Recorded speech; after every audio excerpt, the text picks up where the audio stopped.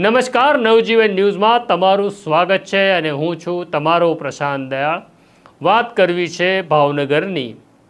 ભાવનગરમાં એક આરોપી છે જેનું નામ છે પાર્થ, જેની સામે વર્તેજ પોલીસ સ્ટેશનમાં એટ્રોસિટી એક્ટ હેઠળ ગુનો નોંધાયો હતો।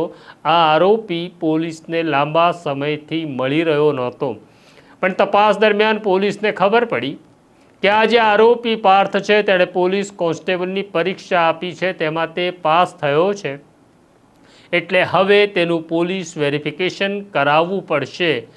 એટલે આખા ગુજરાતના પોલીસ મથકોને અને તમામ જિલ્લાઓને જાણકારી આપવામાં આવી હતી કે જો પાર્થ પોલીસ વેરિફિકેશન કરાવવા આવે તો ભાવનગર પોલીસને જાણ કરવી।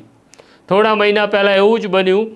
પાર્થ અમદાવાદ ગ્રામ્ય પોલીસમાં પોલીસ વેરિફિકેશન કરાવવા પહોંચ્યો ત્યારે અમદાવાદ ગ્રામ્ય પોલીસના કાન ઊંચા થઈ ગયા, કારણ કે જેને ભાવનગર પોલીસ શોધતી હતી એ પાર્થ હવે પોલીસ કોન્સ્ટેબલમાં ભરતી થવા માટે પોલીસ વેરિફિકેશન કરાવવા આવ્યો હતો। અમદાવાદ પોલીસે ભાવનગર પોલીસને જાણ કરી એટલે ભાવનગર પોલીસના મહિલા ડીવાયએસપી રીમાબા ઝાલાએ પોતાની ટીમને અમદાવાદ મોકલી અને પાર્થને પકડી લીધો।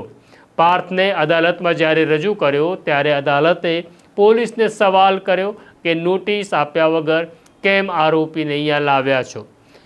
પાર્થના પિતાએ બાહેંધરી આપી કે પોલીસને જ્યારે જરૂર પડશે ત્યારે હું મારા પુત્રને તમારી સામે હાજર કરીશ, અને ત્યારબાદ પાર્થ પાછો ફરાર થઈ ગયો।